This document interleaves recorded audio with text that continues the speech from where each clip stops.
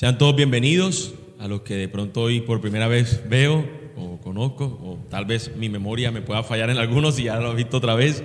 Discúlpeme si ese es el caso. Pero sean todos bienvenidos, al fin y al cabo, los que ya habitualmente han estado viniendo. Primera vez que estoy en este lugar, yo me siento muy a gusto aquí, así que yo creería que este lugar está muy óptimo para que nos reunamos. Los que hoy nos visitan por primera vez, estamos nosotros estudiando o de manera consecutiva una serie en el Sermón del Monte, que es Mateo capítulo 5 hasta el capítulo 7, que es todo el Sermón del Monte, todo lo que el Señor enseñó allí. Y la semana anterior empezamos el capítulo 6, es una sesión nueva donde el Señor lo que presenta es, ya les he enseñado cómo la ley tenían que vivirla, cómo ustedes buscaban su propia justicia, no debe ser así, sino qué es lo que el Señor quiere enseñarnos por medio de la ley. Y luego se nos empieza a presentar de qué manera podemos entonces empezar a vivir la fe que tenemos. Y la semana anterior hablábamos de la limosna, cómo las personas cuando iban a dar limosna lo hacían para que todo el mundo los viera y supieran lo que iban a dar. Entonces cuando ustedes vayan a dar no sean como esos hipócritas. Pero ahora vamos a ver la oración que aparentemente es algo más privado, pero también de manera hipócrita pudiéramos nosotros estar viviendo conforme a ella. Yo les quiero hacer una pregunta inicial, no tienen que respondérmela, además porque esta pregunta es difícil, no por su respuesta, sino por lo pesarada que es para nosotros. En lo que va de este día, es decir, son las 10:42 de la mañana, en lo que va de este día, ¿cuántas veces has orado? No me responda, aguante si no me responda, no se avergüence. A lo mejor solamente has orado las veces que hemos estado aquí y las par de veces que hemos estado orando quizás, en alguno de los que está acá.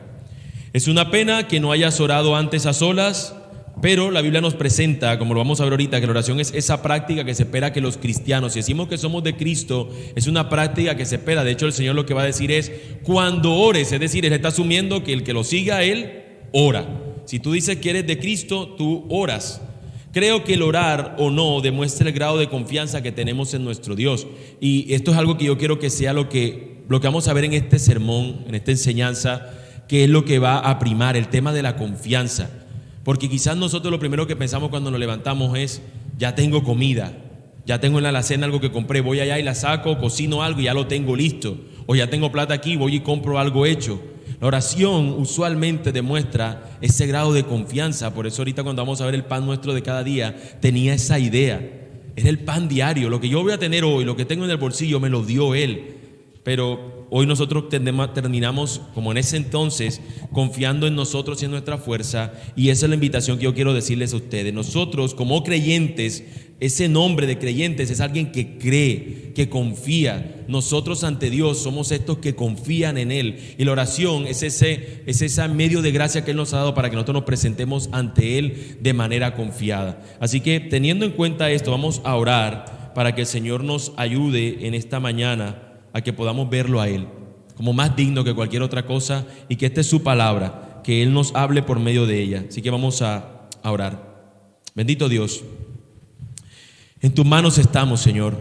Tú eres el alfarero, tú eres quien guarda de nuestras vidas, tú eres quien nos usa, y yo te ruego, Señor, que particularmente me uses a mí, que hoy, Señor, por tu misericordia estoy comisionado, Señor, para predicar tu palabra, Señor, que pueda hacerlo con denuedo, pero también con fidelidad. Úsame, Señor, para que lo que diga, Señor, sea tu palabra a tu pueblo. Pero usa también a tu pueblo, Señor, para que podamos ser oidores y hacedores de tu palabra. Señor, desde mí empezando, Señor, que esta palabra penetre, Señor, en lo profundo de nuestros corazones y podamos vivirlos. Ayúdanos, Señor, a que podamos nosotros amar lo que tú nos das como esos medios de gracia para poder acercarnos a ti, y la oración, Señor, como uno de estos medios de gracia. Ayúdanos, Señor, a amar orar. Ayúdanos a crecer en oración. Ayúdanos a depender de ti en confianza. Ayúdanos, Señor, que ante cualquier otra situación, adversidad o cualquiera sea nuestra circunstancia, no dejemos de orar, sino que lo hagamos sin cesar. Te lo pedimos, oh Dios eterno, pero ayúdanos a hacerlo con confianza y con seguridad, pero también, Señor, ayúdanos a que oremos bien, porque necesitamos aprender a orar. Y rogamos, Señor, que a través de este texto podamos ser siempre nosotros uno a que nosotros acudimos de manera continua para recordarnos cómo deberíamos o qué deberíamos tener en cuenta cuando nosotros nos vamos a dirigir a ti en oración. Así que en tus manos estamos, Señor, y te rogamos por estas cosas. En Cristo Jesús, mi Señor. Amén. Amén. Bienaventurados los de limpio corazón, porque ellos verán a Dios. Esa es una de las bienaventuranzas que se dice en el Sermón del Monte. Y nótense lo que dice: bienaventurados los de limpio corazón, ellos verán a Dios. Ese día, cuando hablamos de eso, decíamos que no hay nadie que pueda decir de manera perfecta o realmente decir con todo criterio: yo tengo el corazón limpio, yo me puedo presentar delante del Señor y verle, porque ninguna persona podría realmente tener esa condición. La realidad de esa condición es en la obra que Cristo hizo, que Cristo ha hecho para rescatarnos y podernos llevar a Él. Pero el ver a Dios no está en presente, está en futuro. Verán a Dios. Entonces, ¿cuál es nuestra relación hoy aquí en este mundo, en este lado donde nos encontramos de la eternidad, con respecto a Dios? ¿Podemos ver acaso a Dios? ¿Cómo nos relacionamos entonces con Él? Lo que nosotros podemos encontrar, y es lo que quiero ver en la oración, es que a través de ella es uno de los medios de gracia que tenemos para podernos acercar a Dios. Quizás no para verlo, pero sí presentar nuestras plegarias delante de nuestro Dios. La oración se convierte en ese medio de gracia dado por el Señor para que nos acerquemos a Él por medio de la obra que ha hecho Cristo para redimirnos. ¿Cómo definimos nosotros la oración? Si yo le preguntara, si fuera un examen, por ahí vi un examen ahí de Jonathan por ahí que partió a unos estudiantes, pero si usted le preguntara hoy, ¿qué es la oración? ¿Qué es lo más natural que nosotros respondemos con oración? ¿Qué es la oración? Hablar con Dios siempre, ¿cierto? Lo resumimos como en esa expresión, hablar con Dios. Ahora, evidentemente es mucho más que eso, o es una connotación mayor que eso, pero el simple hecho de en esas tres palabras reducirlo a hablar con Dios, piénsalo por un momento. ¿Por qué hablaría Dios conmigo? ¿Por qué yo podría hablar con Él? ¿Quién hace posible esa reunión? ¿Quién hace posible que yo pueda hacerlo? Y la Biblia nos dice que por medio de la obra de Cristo tenemos acceso ante su trono de gracia, es decir, como un rey Él, y nosotros poder acercarnos a Él. Así que la oración, mis hermanos, debemos verla como algo que es vital, pero que también es algo que nos ha dado como un regalo el Señor para que podamos nosotros practicarlo. Si la oración es eso tan vital, la pregunta sería: ¿por qué nosotros tendemos a dejar de practicarla?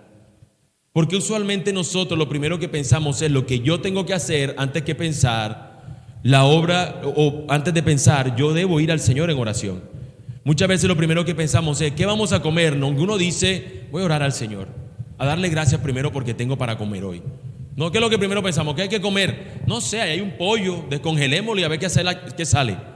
Pensamos siempre en lo que podemos nosotros hacer, pensamos siempre en nuestra capacidad. Y simplemente en ese ejemplo quizás muy cotidiano podría emular o podría representar lo que usualmente nosotros hacemos, la manera como nos comportamos. Ante cualquier circunstancia, lo primero que pensamos es ¿cómo yo resuelvo?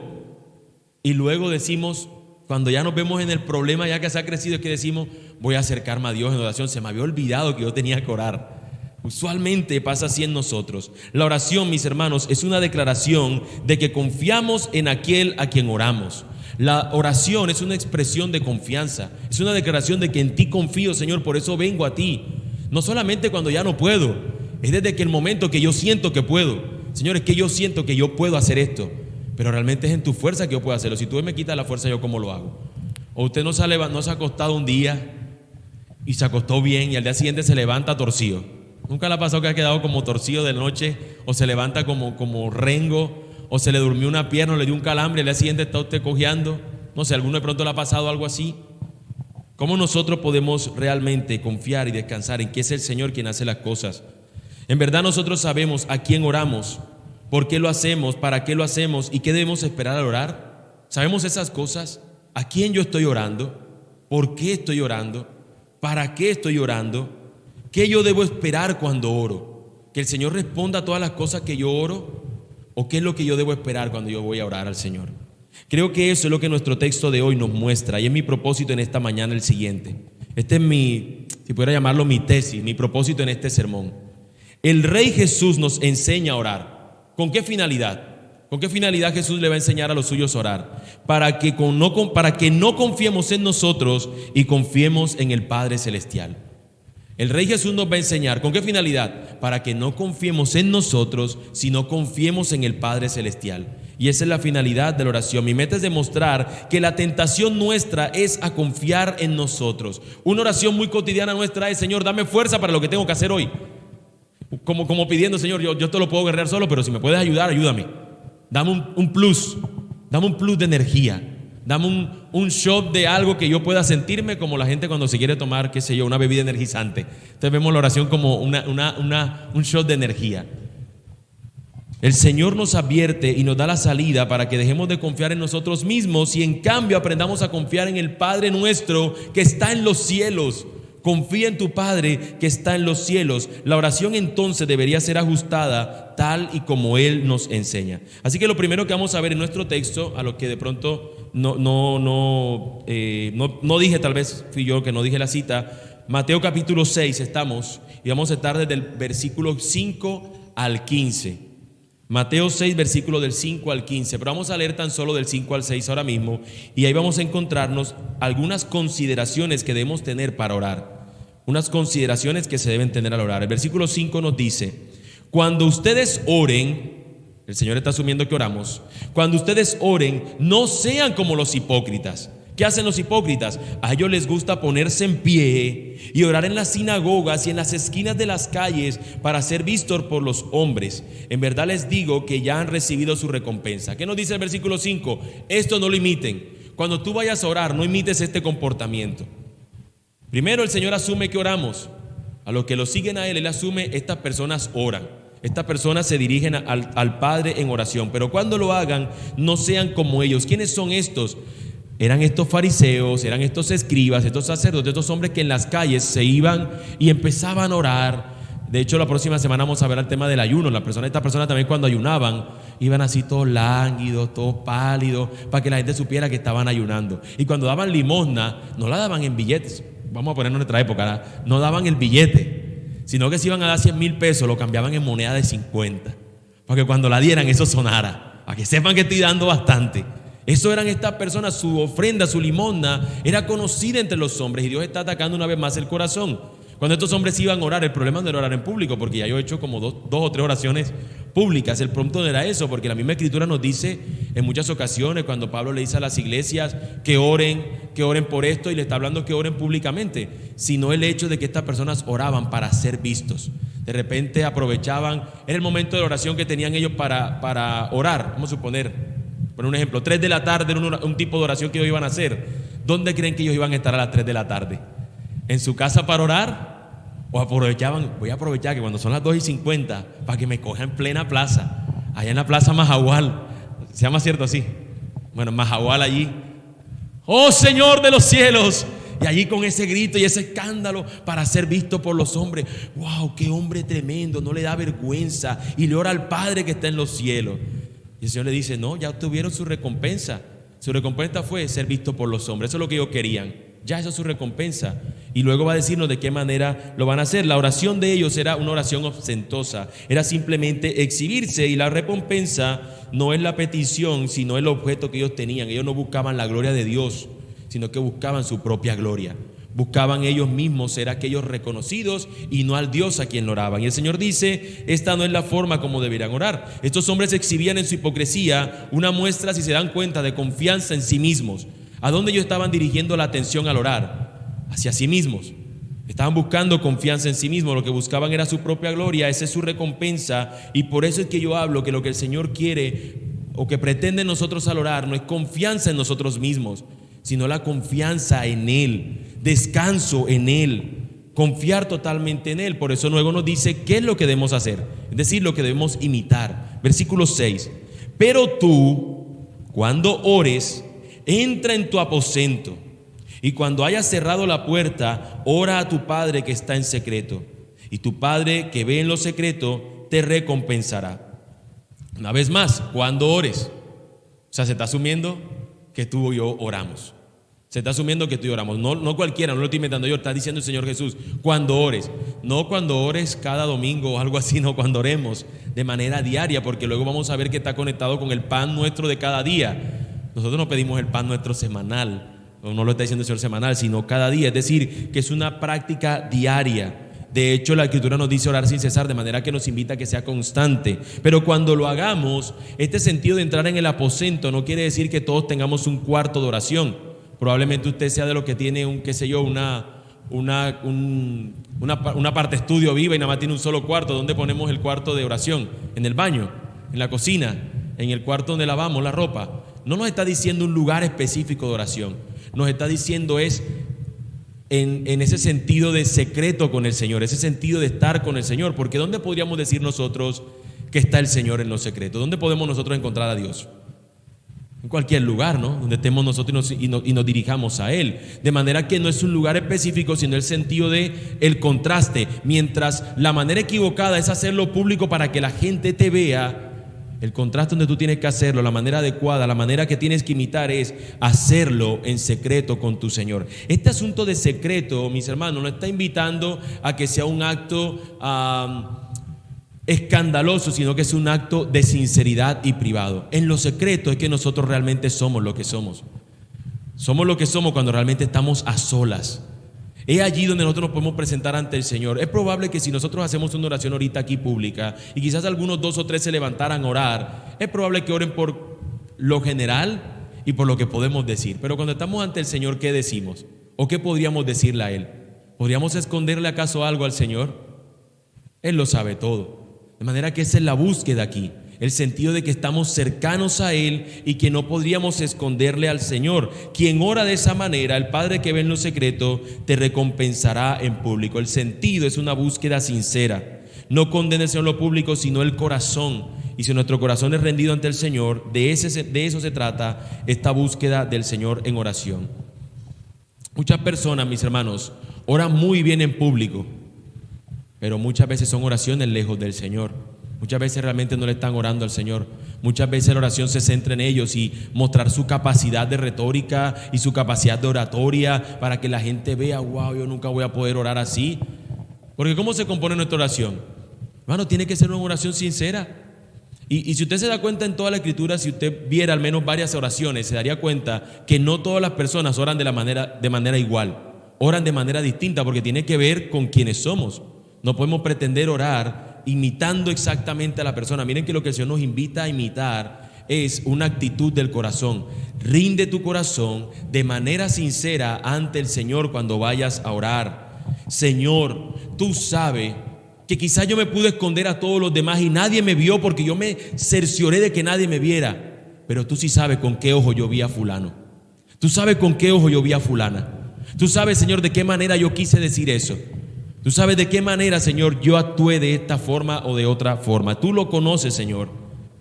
La clave de esto está en recordar, mis hermanos, a quién oramos. La Escritura nos presenta, dentro de los muchos ejemplos que podemos ver de oración, hay un caso de un profeta llamado Elías.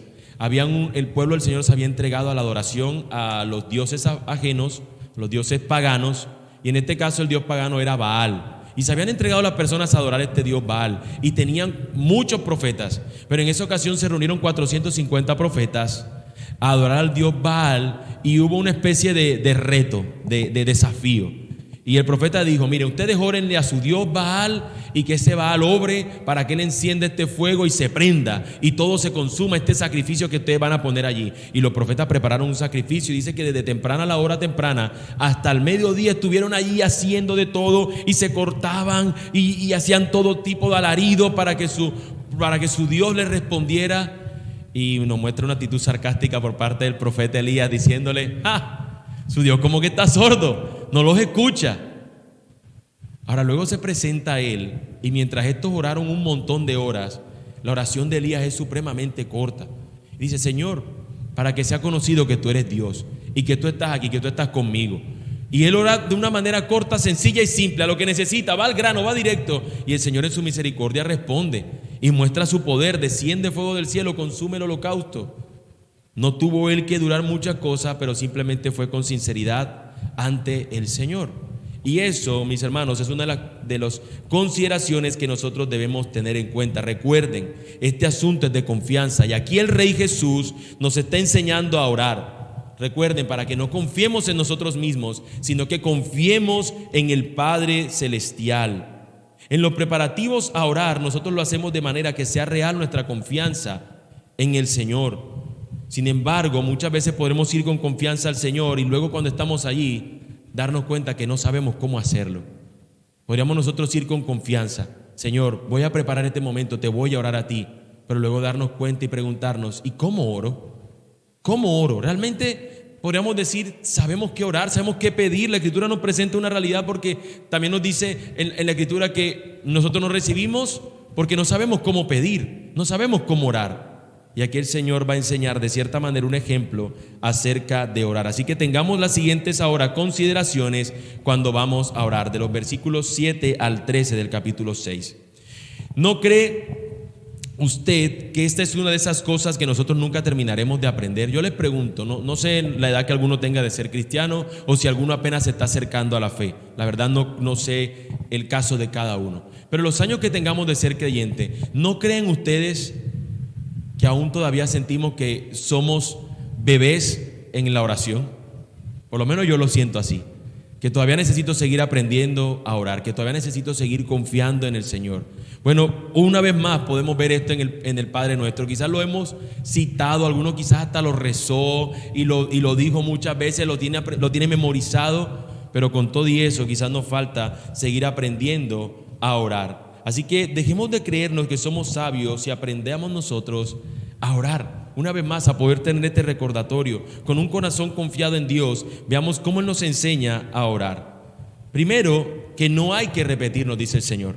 No debemos repetir, versículos 7 y 8. Y al orar, no usen ustedes repeticiones sin sentido como los gentiles, porque ellos se imaginan que serán oídos por su palabrería. Versículo 8. Por tanto, no se hagan semejantes a ellos, porque su Padre sabe lo que ustedes necesitan antes que ustedes lo pidan. Estas personas hacían repeticiones vanas y utilizaban un léxico bastante depurado, bastante enriquecido, y ellos decían: de esta manera Dios nos va a escuchar mejor. De esta manera voy a ser oído mejor por lo otro. Las religiones paganas, como ahorita mostraba el ejemplo de Elías, tenían este asunto de repetir y repetir y repetir y durar horas para que su Dios pudieran ellos ganarse el favor de Dios. Pero vimos cómo en el contraste con Elías, simplemente pronuncia unas palabras y ya fue suficiente. Recuerden, es pedir con sinceridad y confianza, no simplemente utilizar vanas repeticiones, repetir palabras tras palabras tras palabras. Hay una persona que leía de un comentarista que decía que la verdadera oración nuestra, la oración sincera, es la que hacemos después de la oración que tenemos, que de manera, ¿cómo decir? Como que por costumbre hacemos. Todos empezamos la oración de una manera similar y usualmente pedimos de manera muy parecida muchas cosas. Bueno, la oración más sincera es la que viene después de todos esos elementos previos que hacemos. Era como un dicho que decía esa persona y me pareció interesante porque en cierta manera es verdad. Muchos de nosotros oramos casi de manera igual, como si solamente esas fueran las cosas que tuviéramos que pedir. Pero si realmente nos sentáramos y pidiéramos y fuéramos conscientes: Señor, ¿cuánto gozo tuve el día de hoy? ¿Cuánto gozo ha sido evidente en mi vida el día de hoy? Por poner un ejemplo de los frutos que se espera de nosotros como cristianos. ¿Con cuánto gozo yo hoy puedo decir que he crecido en gozo? ¿Cuánto fruto de paciencia se ha visto en mí hoy? Y nos daríamos cuenta que usualmente no pedimos por esas cosas, de las cuales podemos pedirle al Señor y confiar de que Él está haciendo esa obra en nosotros para que estos frutos se evidencien. Pero muchas veces pedimos por otro tipo de cosas y no nos ubicamos donde deberíamos nosotros ubicarnos. Así que el Señor nos dice: no pidas de esa manera como hacen los paganos, pidiendo de manera repetida o orando de manera simplemente con palabras que son la repetición de la repetición o la repetidera de la repetidera. Por tanto, no se hagan semejante a ellos, porque su Padre sabe lo que ustedes necesitan antes que se lo pidan. Alguno dirá entonces, ¿para qué oro? Si Él sabe lo que yo necesito. Señor, tú sabes lo que yo necesito, ¿cierto? Listo, ya está, vamos. ¿Para qué? ¿Para qué oramos? Y aquí está diciendo que Él sabe de qué cosas tenemos necesidad antes que se lo pidamos. ¿Sabes a dónde está apuntando eso? Una vez más, a la confianza en Él. Voy a poner este ejemplo que no es el mejor ejemplo, lo reconozco, pero creo que pudiera ayudar a acercarnos a lo que quiero decir. Cuando éramos pequeños y hacíamos algo indebido, nuestro miedo era decírselo al papá. Y estábamos allí con ese miedo. De hecho, hay una historia que dice que había unos abuelos, los niños los habían dejado donde los abuelos. Y resulta que el niño sin querer estaba jugando en el patio y terminó matando el pato del abuelo que tenía en el patio. Tenía un patio así tipo campestre y mató al animal. Y el niño ahora quedó con ese pesar, ahora maté el pato, vino y fue, lo enterró. Y el niño hizo eso malo y la hermanita lo vio. Y la hermanita empezó a decirle: yo te vi, yo sé que me viste. Y el niño no le prestó atención, pero cuando iba a lavar los platos le dijo a la abuela: la niña lava los platos. Y la niña le decía: fulano, ¿tú no ibas a lavar los platos por mí? No, ¿yo por qué? El pato. Ay, sí, iba a lavar los platos. Y así lo tuvo la hermana durante toda una semana, y este muchacho ya estaba cansado, apesarado, hasta que finalmente dijo: abuelo, tengo que confesarte algo, ya no aguanto más, yo no aguanto esta esclavitud. Te tengo que confesar algo. Yo maté un pato y yo lo enterré. Y el abuelo le dijo: yo lo sé. Desde el primer día que lo hiciste yo lo supe, porque tu abuela estaba en el segundo piso y se dio cuenta de todo. Y estábamos esperando a ver hasta cuándo tú ibas a aguantar el ser un esclavo de la culpa de lo que habías hecho. Hermanos, esto podríamos emularlo al tema de cuando nosotros no nos acercamos al Señor en oración por el pecado que hemos cometido. Pero es algo absurdo, porque es que Él lo sabe ya. O sea, a veces queremos hacer otras cosas y me voy a portar bien para luego acercarme al Señor, como de manera que Él me pueda haber visto como que ahora sí estoy bien. Él te ha visto desde el principio. Y lo mismo esto es aquí. Él ya sabe qué cosas tenemos necesidad. ¿Para qué? Para que tú puedas acercarte con confianza. Señor, tú sabes lo que necesito. Es más, eso les da a nosotros nuestra oración realmente seguridad, porque nosotros muchas veces no sabemos cómo pedir y podemos confiar en Él. Señor, yo voy a pedir conforme a lo que tú sabes que yo realmente necesito. Así que enséñame. Porque si dependiera de nosotros, ¿qué pidiéramos, hermanos? Si hace calor, que haga frío. Si hace frío, que haga calor. Si estamos a pie, que tengamos carro. Si tenemos carro, ya no quiero este, quiero el otro. Nosotros somos de un corazón que se engaña todo el tiempo. No sabemos cómo pedir. Ni siquiera a veces nos cuesta hasta pedir las cosas que el Señor realmente quiere que pidamos. Pero Él sabe de qué cosas tenemos necesidad para que podamos acercarnos a Él con confianza y para que podamos acercarnos a Él rogándole que realmente Él haga lo que tiene que hacer en nosotros. Así que entonces, ¿qué es lo que tenemos que imitar cuando oramos? Y esto es lo que dice entonces los versículos 9 en adelante. Versículo 9 nos dice: ustedes pues oren de esta manera. Y en este oren de esta manera no nos está diciendo el Señor: hazlo tal cual así. Este oren de esta manera es: miren, esto es un ejemplo. Esto les sirve como modelo para que ustedes los hagan. Porque si se tratara de que hiciéramos esta oración exactamente como lo dice aquí, entonces el Señor se está contradiciendo, porque acaba de decir que no hagamos repeticiones. Entonces, si vamos a repetir el Padre Nuestro, estaríamos haciendo las repeticiones que Él mismo nos dice que no repitamos. Así que esta oración simplemente se convierte en un modelo para que nosotros sepamos cómo pedir. ¿A quién nos dirigimos nosotros entonces en oración? Al Padre Nuestro que está en los cielos. Esa descripción parece simple, parece una declaración muy cotidiana: Padre Nuestro que estás en los cielos. ¿Cierto que sí? Ahora, esto tiene una gran implicación.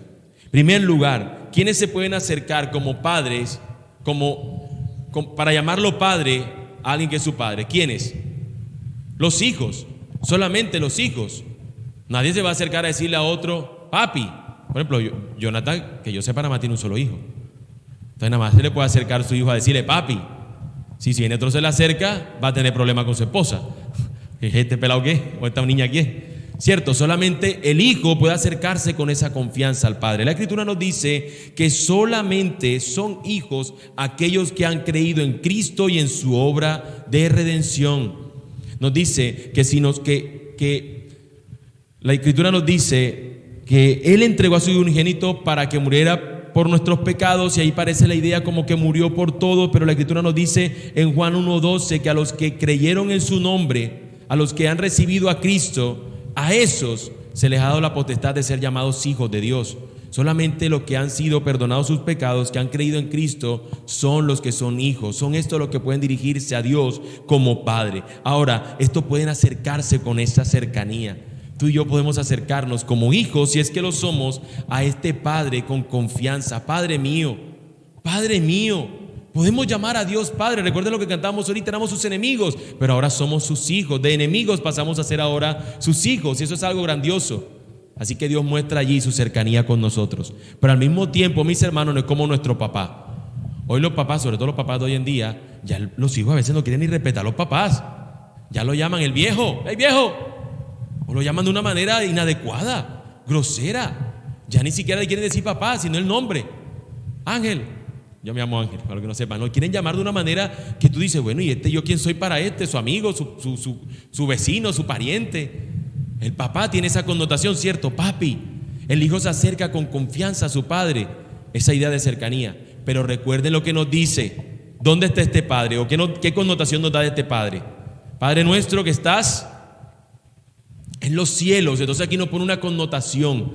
Dios no es igual a ti y a mí. Nosotros no somos iguales a Dios. Nosotros estamos siendo y hemos sido alcanzados por Él. Así que tenemos que tener esta relación de confianza, pero al mismo tiempo de respeto y de honra a Él. Él es el Dios santo, Él es el Dios eterno a quien nosotros nos dirigimos. Por eso cuando pedimos, lo primero que nos invita el Señor a que pidamos es peticiones que buscan la gloria de Dios. En primer lugar nos dice, porque nos presenta primeramente, el Padre Nuestro se compone de ¿a quién nos dirigimos en oración? Luego nos presenta 3 peticiones que tienen que ver con buscar la gloria de Dios. Luego se presentan 3 peticiones que tienen que ver con las peticiones nosotros, las personales. Las primeras peticiones tienen que ver con Dios. La primera de ellas dice, santificado sea tu nombre.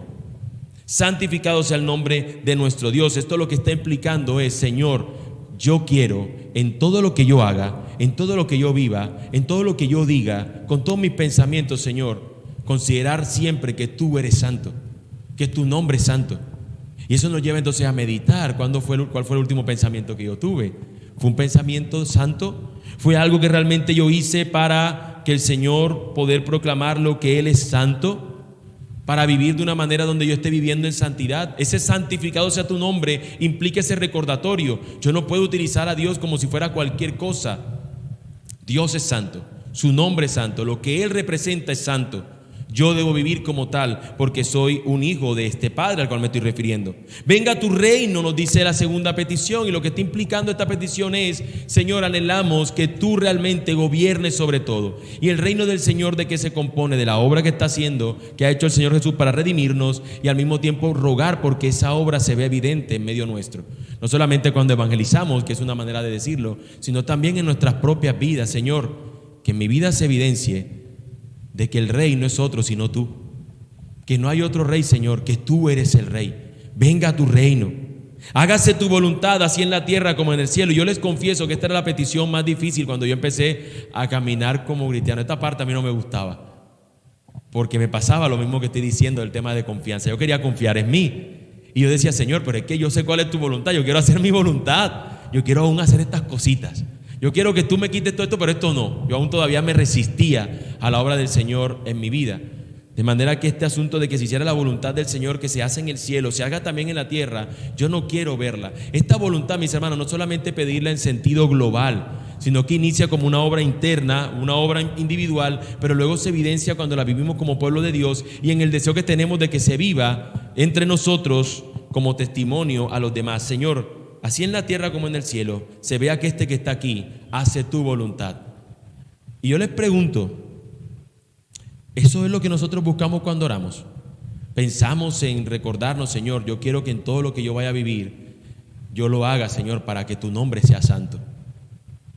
¿O no es verdad que somos tentados a primero ubicarnos en las peticiones que van a venir ahora de pedir por el pan? El pan, pero en modificaciones, ¿no? El pan puede ser la salud, el pan puede ser el alimento, el pan puede ser, mira que la universidad, mira que el estudio, mira que el trabajo, mira que esto. O sea, pedirnos nosotros, solamente por nosotros. Es lo que llamamos la oración del Cordero, ¿no?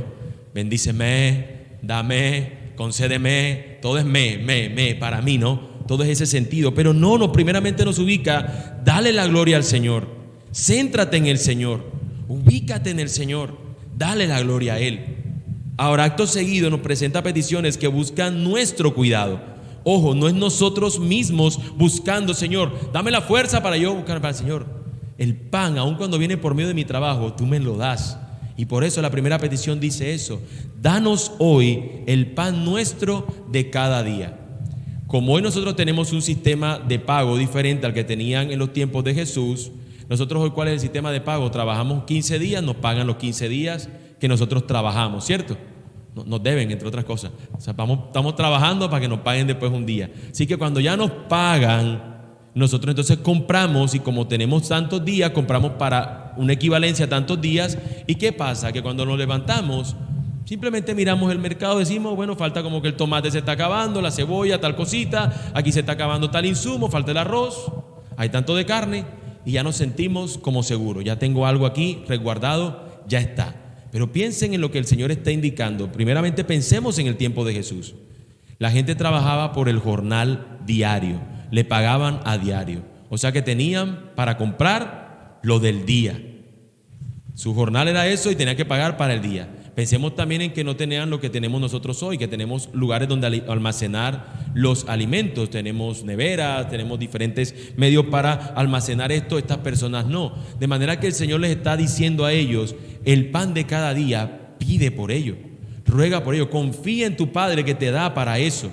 Confía en que es Dios quien te da para tu pan diario. Y esa debería ser también nuestra condición, Señor. Lo que yo tengo hoy, lo que nos vamos a almorzar ahorita, no es porque tú tengas X cantidad aquí para pagarlo, comprarlo, o no es porque tengas en casa y ahorita lo vas a prepararlo, es porque Dios te lo dio. De manera que podamos orar y eso nos llevará a la gratitud. Señor, danos hoy el pan nuestro de cada día. Pero luego sigue el versículo 2 y dice, perdónanos nuestras deudas, como también nosotros hemos perdonado a nuestros deudores. Fíjense qué interesante. El Señor va a presentar, va ligado el hecho de nosotros recibir el perdón de Dios de la manera como nosotros hayamos perdonado a otros. Señor, perdónanos porque nosotros perdonamos a aquellos que nos ofenden.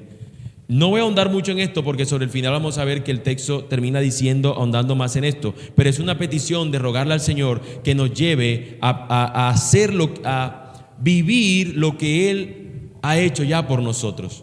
Pero como les digo, vamos a ahondarlo sobre el final. Versículo 13 nos presenta la última de las peticiones. Y no nos dejes caer en tentación, sino líbranos del mal.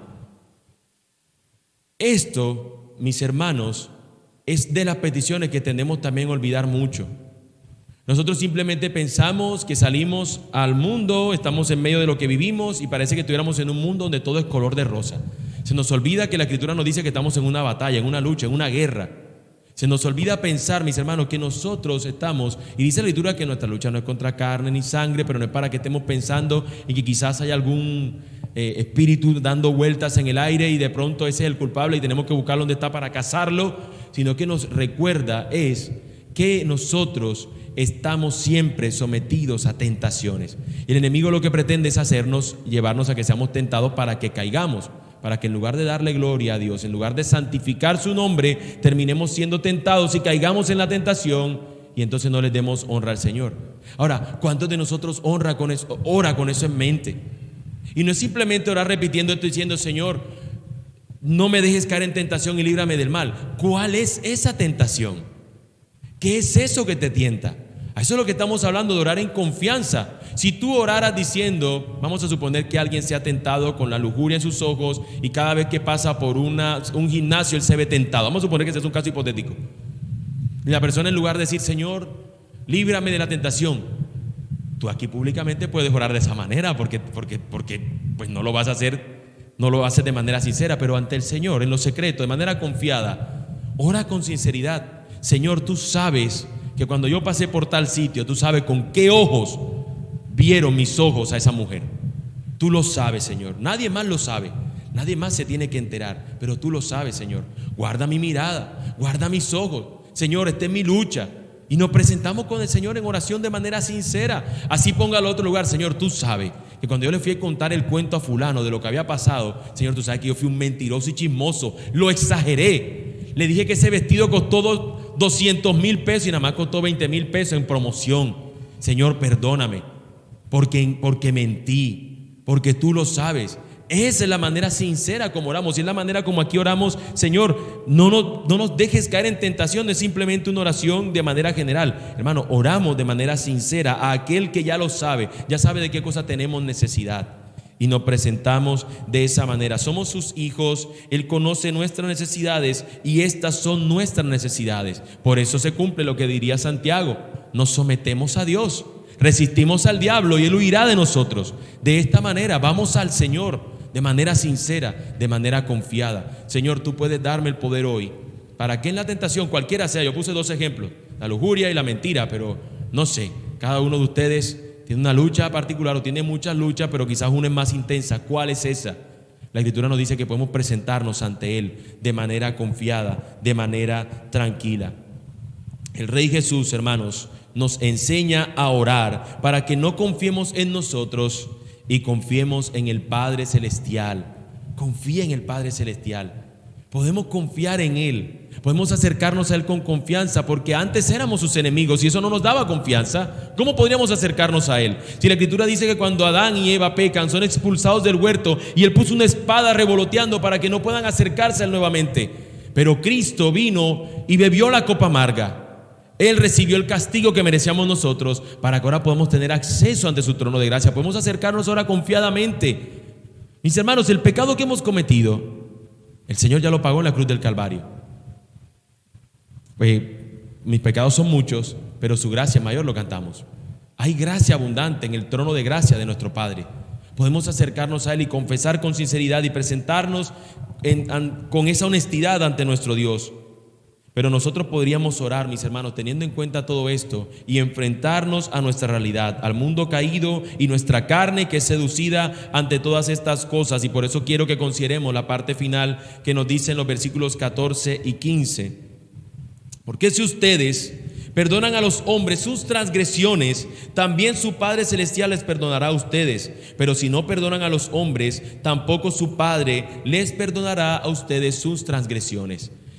¿Te das cuenta cómo el Señor reiteró esto en particular dentro de toda la oración de lo que mencionó? No habló del pan, no habló de las tentaciones, habló de esto en particular. Mis hermanos, ¿cómo podríamos decir nosotros que somos de Cristo si no vivimos conforme a lo que Él ha hecho por nosotros para vivirlo dándoselo a otros? ¿Cómo podría una persona decir, yo sé que Dios me perdonó, cuando no es capaz de perdonar a otro que lo ha herido? Eso es lo que dice el Señor y lo que dirá más adelante.